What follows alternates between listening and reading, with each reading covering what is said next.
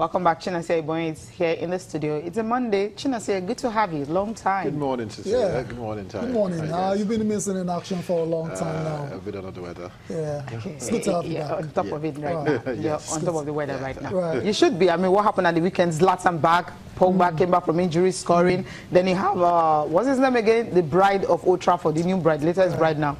So You know the latest bride right now? I don't know. Tell us. Okay. Mourinho's obsession.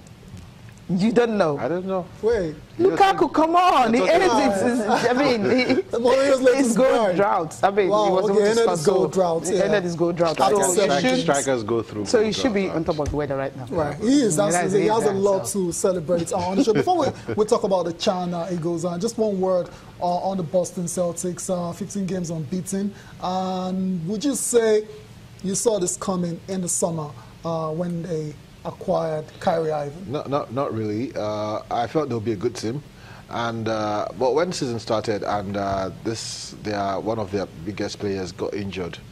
Gordon Hayward. Okay. I felt like it might just be bad for them. But the thing is that they drafted well. They drafted. They have Jalen Tatum. So they have a good core.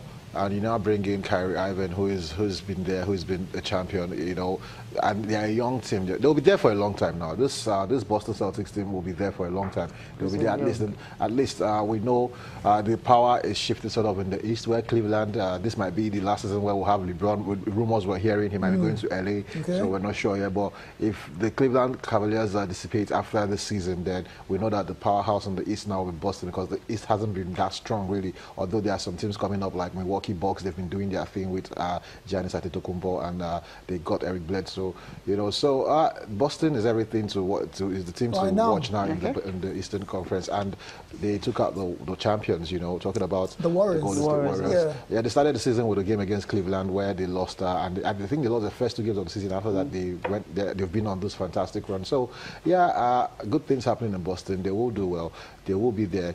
I hope we'll get to see Boston, Cleveland Eastern Conference Finals, and Cleveland still hot and cold. We're waiting for Isaiah Thomas to be back. When he comes back, then we'll see how the team will really gel and everything. So it's actually fun watching.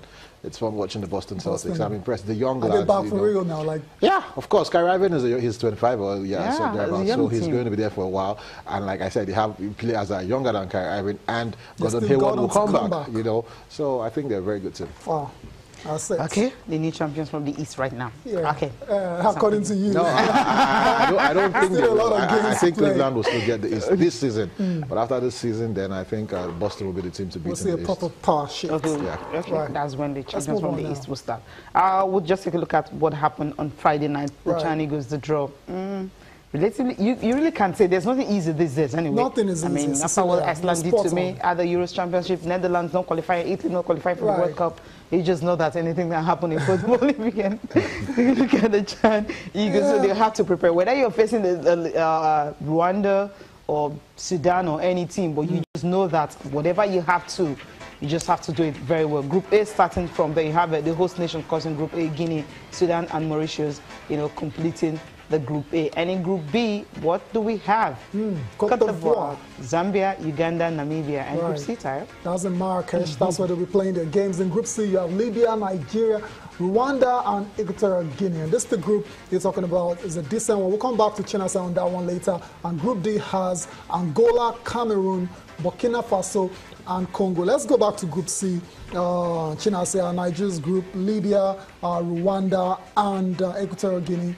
The opponents for the China Eagles, and based on what you've seen on this Chan side during the qualifiers, as well as the WAFU Cup of Nations as well, they got to the final. Look at the final was a bit disastrous. They lost that one, but it shouldn't be a problem coming out of this group.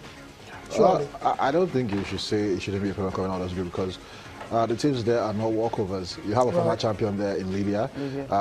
They have a very strong league.